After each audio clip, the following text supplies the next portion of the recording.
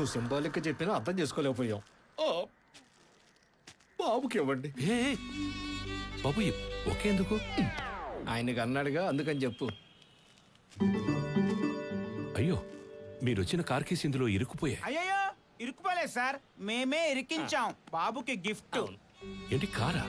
ఎందుకు బాబు? 5 లక్షల కారు బహుమతి. చెప్పరా? ఏమండి, 150 రూపాయల బొకేలో 5 లక్షల కారు గిఫ్ట్ తీసుకునే రేంజా బాబుది? అంగపార.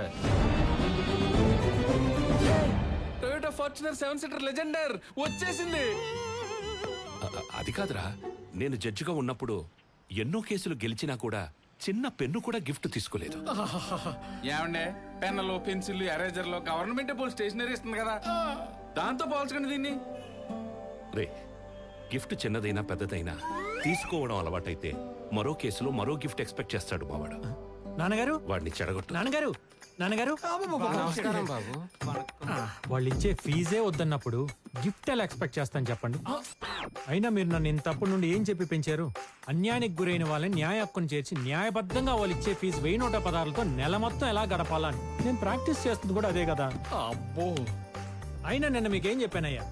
ఏం చెప్పారండి? ఏం చెప్పారు? నేను సెటిల్ చేసిన కేసులో మీకు కొన్ని కోట్ల రూపాయలు వచ్చినా కూడా మొత్తం మీరే అనిపించాలి, కానీ నాకు ₹1 కూడా ఇవ్వకూడదని చెప్పానా లేదా? చెప్తే ఎంత బాగుండే సార్. అంటే చెప్పలేదా మరి? చెప్పారు అంటున్నారు. మరి ఇప్పుడు ఇలాంటి గిఫ్ట్లు తీసుకొచ్చి మమ్మల్ని టెంప్ట్ చేస్తే ఎలా? అయితే తీసుకెళ్ళిపోమంటారా? తీసుకెళ్ళిపోరా. సెక్షన్ 590 ప్రకారం తీసుకెళ్ళిపో. సెక్షన్లు ఎందుకు ఇప్పుడు? ఆ సెక్షన్లు ఎందుకండి? మరి అలా చెప్పకపోతే మా నాన్ని నన్ను ఎలాగైనా ఒప్పించి ఇచ్చి వెళ్తారు కదా. ఓ, ఒప్పించి. ఇచ్చెళ్తాం. ఆ అయ్యా, ఇది మీకోసం కాదండి అయ్యా, మా కోసం, మా ఆనందం కోసం తీసుకోవాలి. అలాగే ఈసారి తీసుకుంటున్నాను కదా అని నెక్స్ట్ టైం ఈ రేంజ్ రోవర్ తీసుకొచ్చా. ఫీజే మనం ఏం మాట్లాడుకున్నామో పేపర్లో రాసుకొని ముగ్గురు ఏలు ముద్దలే సంతకాలు పెట్టి మరీ ఇస్తాం. అంతే. ఓకే. ఈ బండ్లు కొట్టం మా వల్ల కాదు సార్. సార్, ముందు ఈ బొకే తీసుకోండి సార్. నానా, ఇలాంటివన్నీ ముట్టుకోవాలంటే కంపరంగా ఉంది. కళ్ళకు గంతలు కట్టున్న న్యాయదేవత ముందు మీరు న్యాయమైన తీర్పులు ఎలా ఇచ్చేవారో అలాగే కళ్ళు మూసుకొని న్యాయబద్ధంగా వీళ్ళు ఇస్తున్న కేసు తీసుకుంటాను. తీసుకోండి, వాళ్ళు సాటిస్ఫై అవుతారు. ఓకే అమ్మా, ఓకే. हेलो हेलो लॉयर साहब, मैं बानू बोल रही हूँ टोली चौकी से। बोलिए बानू जी, क्या चाहिए आपको इस कमर्शियल आदमी से? मैंने अपने हस्बैंड को मार दिया। क्या मार दिए? आपका हस्बैंड क्या करते हैं? Cab driver. ओके, फिर तो हमको नया गाड़ी मिलेगा. अब वहीं रुके, मैं आ रहा हूँ. ये ఎక్కడ ఉందో ఏంటో.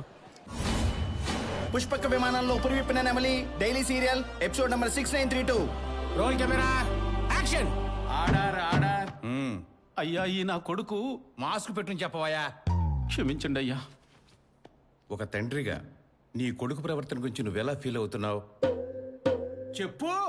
చెప్పమంటే చెప్పవే, తెలగడ్డ వేసుకుని. నేను చెప్తాను యువర్ ఆనర్.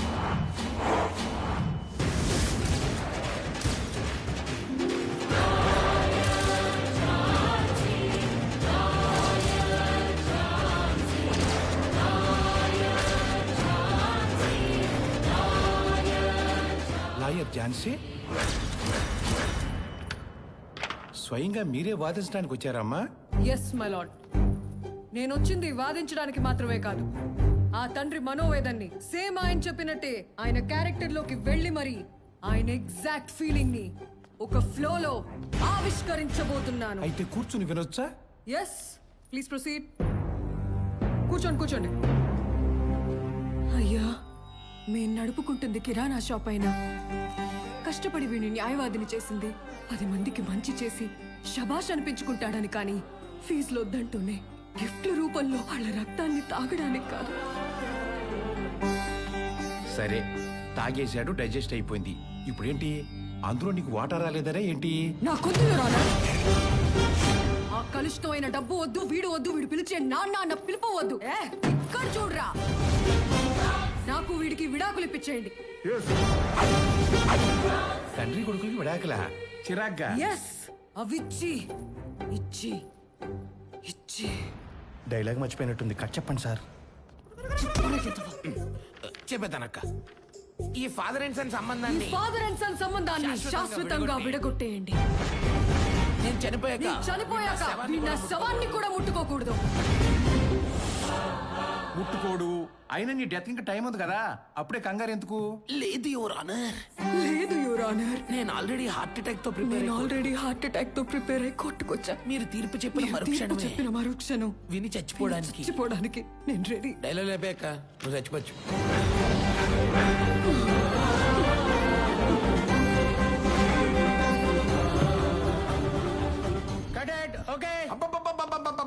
అరుపులు, అరాచకం, గగ్గోలు. ఒరే అక్క యాక్ట్ చేసి హార్ట్ అటాక్ తో చనిపోతే మీరు చప్పట్లు కొట్టరా? పర్ఫార్మెన్స్ అక్క. కొబ్బరి నీళ్ళు తాగు. Super super madam. ఇంక ఈ పాత్ర 2 తెలుగు రాష్ట్రాల ప్రజల గుండెలు అలా ఉండిపోతుంది.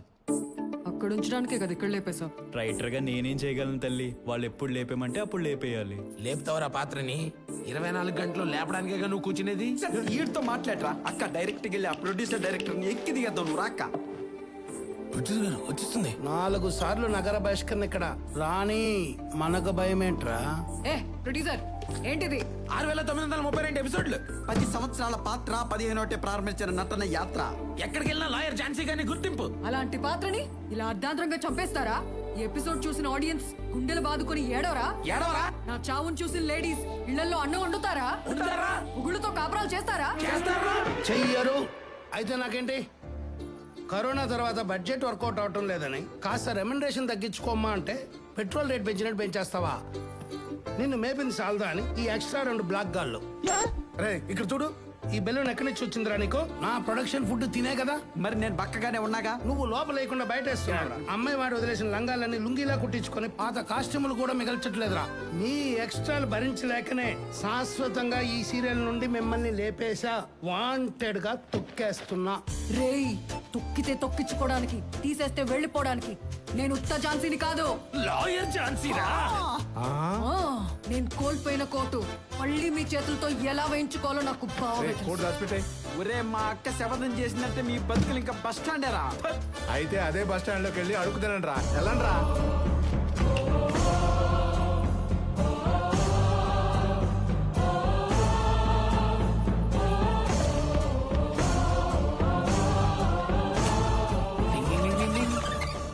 అలా 48 ఫ్రేమ్స్ లో ఫీల్ గుడ్ ఆర్ఆర్ తోటి వార్నింగ్ ఇచ్చి ఇక్కడ డైనమిక్ ఎంట్రీ ఇచ్చాం. అంటే ఇప్పుడు నేనేం చేయాలి? అర్ధాంతరంగా హార్ట్ అటాక్ తెచ్చి నా పాత్రను చంపేసిన రైటర్ ప్రొడ్యూసర్ మీద సూట్ ఫైల్ చేయాలి. అంటే సీరియల్లో మీరు నటించిన పాత్రని మిడిల్లో లేపేశారని రియల్ కోర్టులో కేసు వేస్తున్నారు అంతే కదా? భలే క్యాచ్ చేశారండి మా అక్క చెప్పిన పాయింట్ ని. నిజం చెప్పండి, లాయర్ల చరిత్రలోనే ఇటువంటి కేసు అంటూ ఒకటి ఉంటుందని మీరు ఎక్స్పెక్ట్ చేయలేదు కదా. ఈ విషయం మా అక్క మాకు వచ్చే ముందే చెప్పిందిలేండి. అక్క ఏ సెక్షన్ తో కేసు పెట్టాలో చెప్పు. రాసుకోండి. రాసుకుంటారు. Criminal breach of trust, cheating under section 406 of Indian penal code.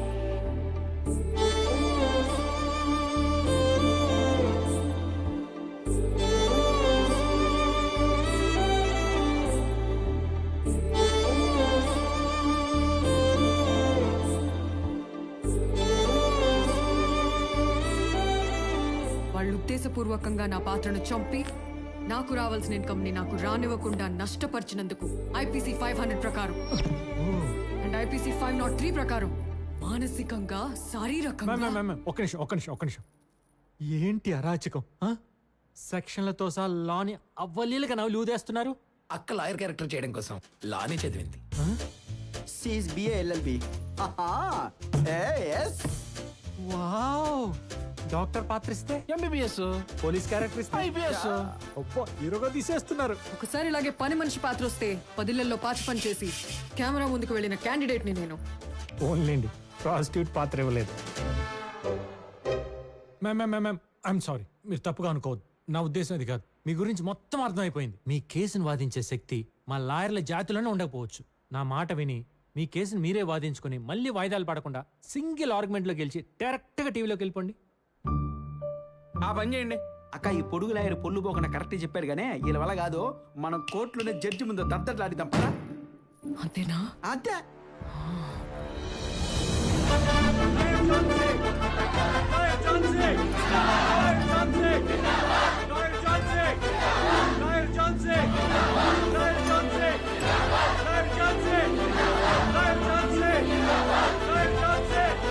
ఏంటి రచ్చ ఇలా చేస్తే లోపలేస్తారు. పైకి అక్కొచ్చింది.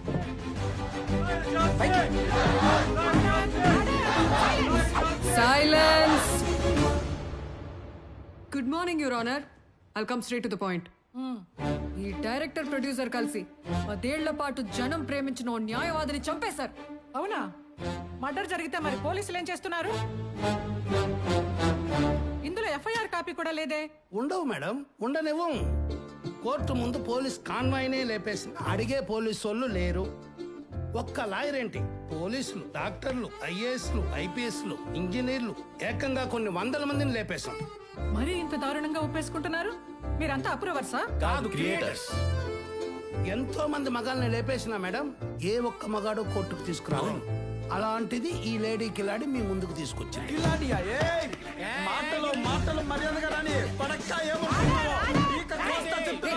వాళ్ళతో మీకేంట్రా? ఎందుకు తెస్తారు? వాళ్ళు చిన్న చిన్న క్యారెక్టర్లు వేసుకునే వాళ్ళు. వాళ్ళు లాయర్ ఝాన్సీ ఒకటేనా?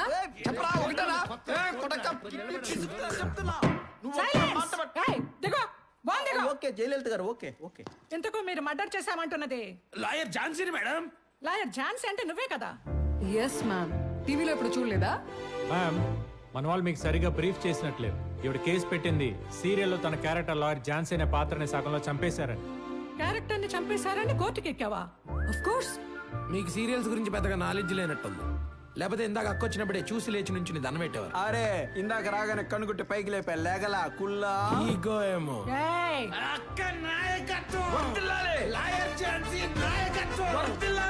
చూసారా మ్యామ్, ఇది నా ఫ్యాన్ ఫాలోయింగ్. నాది మామూలు పాత్ర కాదు.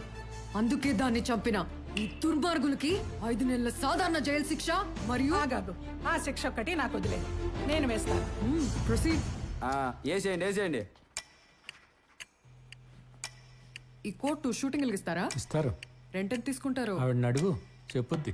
అసలు బేస్లెస్ కేసును కోర్టుకు తీసుకువచ్చి పవిత్రమైన న్యాయస్థాన ఆవరణాన్ని కాసేపు షూటింగ్ వాతావరణంగా మార్చినందుకు కుమారి శిరీష మొదటి తప్పుగా భావిస్తూ లీగల్ కౌన్సిల్ వారికి ₹1,00,000 డొనేట్ చేయవలసిందిగా ఆదేశిస్తూ 4 రోజుల పాటు కోర్టులో జరిగే వాద ప్రతివాదనలను అబ్జర్వ్ చేయాలని, ఒక సీనియర్ లాయర్ దగ్గర జూనియర్ గా ప్రాక్టీస్ చేసిన తర్వాతే ఏ కేసు అయినా టేకప్ చేయాలని, మరియు న్యాయస్థానంలో ఆమె అసిస్టెంట్స్ ప్రవర్తనని తప్పుపడుతూ 10 రోజుల పాటు సరిపోదు, 1 రోజుల పాటు సాధారణ జైలు శిక్ష విధిస్తూ ఉత్తర్వులు జారీ చేయడమే.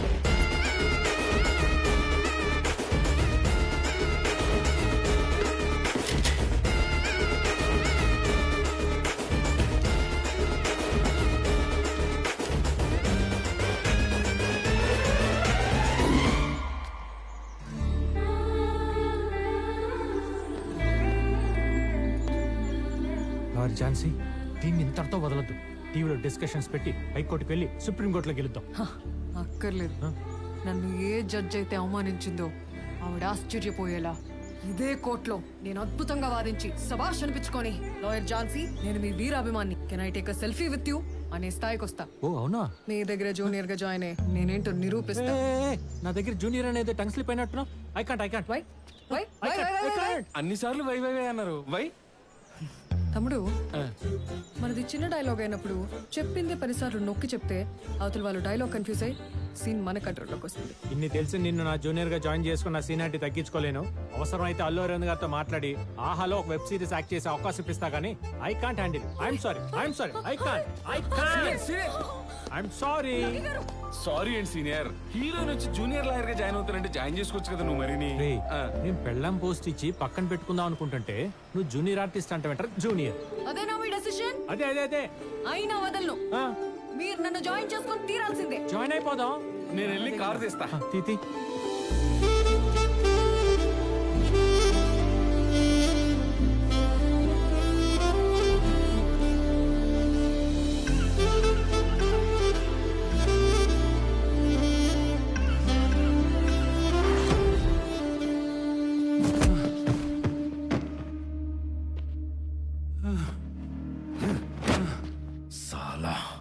నేను ఒకటి దగ్గర డబ్బులు గుంజుడే గాని ఇచ్చేదుండదురా. అలాంటిది నా దగ్గరే లక్షలు తీసుకుంటూ ఇంకా సరిపోవన్న సుతావేంద్ర. సార్, మీ తమ్ముడు మర్డర్ చేసింది top industrialist Nekkanti Satyanarayana sir. Opposite party వాళ్ళు అన్ని ఆధారాలతో కోర్టులో సబ్మిట్ చేస్తున్నారు సార్. ఇలాంటి క్రిటికల్ కేసులో గెలవాలంటే ఈ బండల్ సరిపోదు సార్. పెద్ద బండల్ ఇవ్వండి సార్. भाई ये पे दिन पे ये नैला दैला बुढ़े से कहां से होता सब काम. मैं बोला देखो पक्का कमर्शियल लायर उनसे होता देखो काम.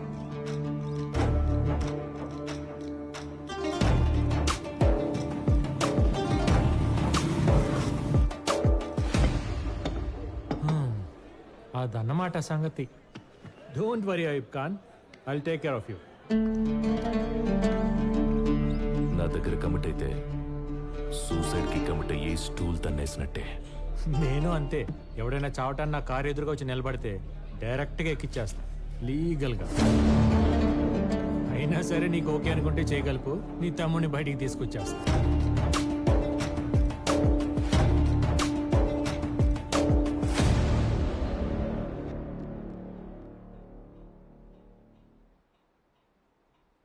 వీళ్ళేంటయ్య అందరూ ఒకేలా ఉన్నారు? వీళ్ళలో మర్డర్ చేసింది ఎవరు? ఎవరేంటి your honour, he's the guy Jalil Khan. ఆడు జలీల్ ఖాన్ అయితే నేను షారుఖ్ ఖానా? నేహు జలీల్ ఖాన్. నేనే అన్నాడు కదా యువర్ ఆనర్, ఆ మధ్యలో వాడే Ayub Khan brother Jalil Khan. Correct mister prosecutor. ఏంటి మరి అంత కన్ఫ్యూజ్ అవుతున్నారు? మీరు ఇలా కోర్టుని కన్ఫ్యూజ్ చేస్తారనే ఐ విట్నెస్ తో వచ్చా. సెక్యూరిటీ లింగయ్యా. దండాలయ్యా, దండాలు బాబు. అయ్యా లింగయ్య గారు, అక్కడ ఎదురుగా ఉన్న నలుగురిలో సత్యనారాయణ చంపిన జలీల్ ఖాన్ అతనా చూసి చెప్పగలరా? గరణ్ సారు ఎక్కడికి దగ్గర పోయి చూసి చెబుదామని. అంటే ఆ రోజు మర్డర్ జరిగేటప్పుడు దగ్గర స్టైలిష్ గా చూసారా? ఇంత దూరం నుంచే చూసా. మరి ఇక్కడి నుంచే చెప్పండి. అది ఈ మధ్య సైట్ కాస్త పెరిగిందయ్యా. ఇక్కడ నుంచి చూసి చంపింది ఒరిజినల్ డూప్లికేట్ చెప్పడం కష్టమేనయ్యా. మిస్టర్ ప్రాసిక్యూటర్, మీ ఐ విట్నెస్ కి లేదు, ఈ సాక్ష్యం చెల్లదు. ఏంటి యువర్ ఆనర్ ఇదంతా? ఇలా తీసుకొచ్చిన ప్రతి సాక్ష్యాన్ని పిసికేస్తే ఎలా? జలీల్ ఖాన్ కాల్ చేసి వార్న్ చేయడం మీకు ఇచ్చిన కాల్ లిస్ట్ లో ఉంది.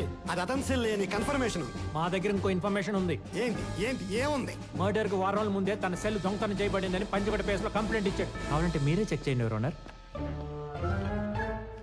యువర్ ఆనర్, నా క్లయింట్స్ అయూబ్ ఖాన్ ని తన తమ్ముడిని కేసులు ఇరికించడానికి తన సెల్ కొట్టేసి సేమ్ వాయిస్ తో మాట్లాడి తన పోలికలను ఇంకో మనిషిని తీసుకొచ్చి తన చేత మర్డర్ చేయించి వీడియో తీయించి మరీ యూట్యూబ్ లో అప్లోడ్ చేశారు.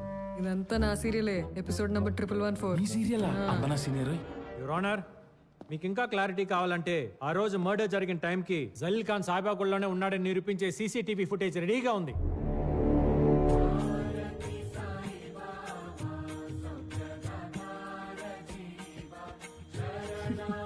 ఇలాంటి గ్రాఫిక్స్ వంద చేయింతాను నేను మా జూనియర్స్ తో. ఇవి కావు గ్రాఫిక్స్ అంటే. అసలు గ్రాఫిక్స్ ఎలా ఉంటాయో చూపించినా? జడ్జి గారే మర్డర్ చేసినట్టు ఇంకో ఫుటేజ్ రెడీగా ఉంది, చూస్తారా?